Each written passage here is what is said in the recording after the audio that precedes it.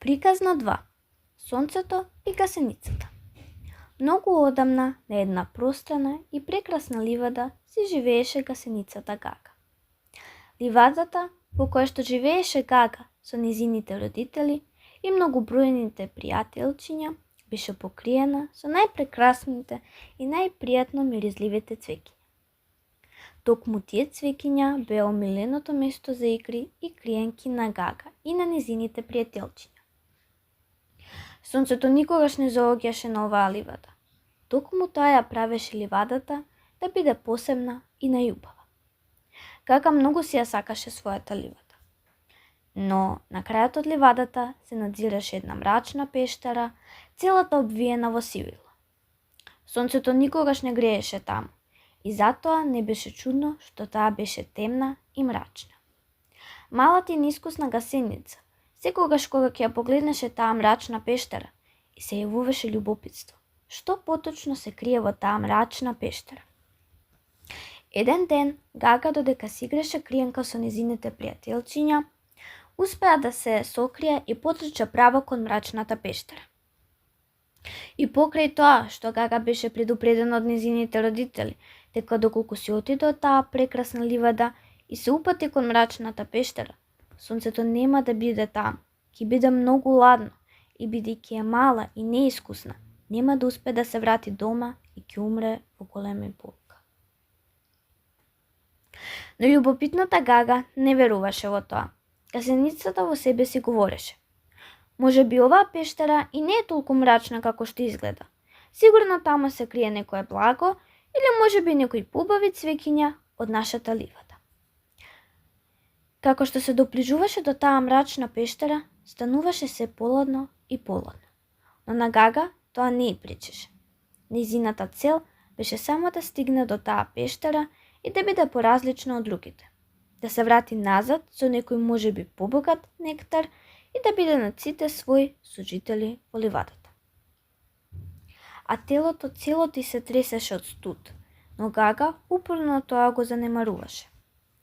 Гага го направи својот прв чекор во пештерата. Се вчудовиди од одвратната гледка. Таму се беше необично мрачно.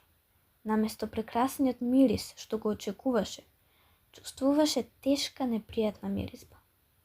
Одеднаш, оддалеку виде како со голема брзина и се приближува јато лилијаци кои беа пресреќни за неочекуваната вечера. Гасеницата Гага во тој момент многу се покаја што не беше послушна и со последните сили изусти: сонце моје најдраго, посакувам само да знаеш дека знам колку многу сгрешив. Сакам повторно да бидам во твојата топла прегратка. И одеднаш се случи чудо.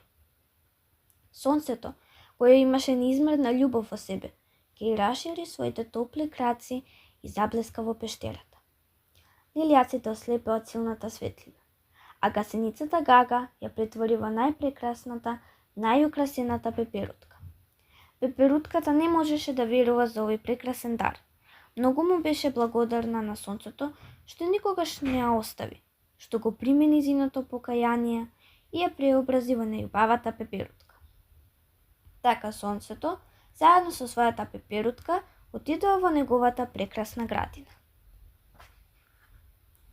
Нараво учење.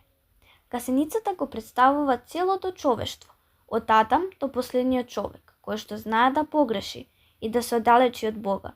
Како што знаеме, првите луѓе, Адам и Ева, отпаднаа од Бога, наговорени од сатаната и тогаш без Бог ја вкусија пропатливоста на своите тела и овоземната болка.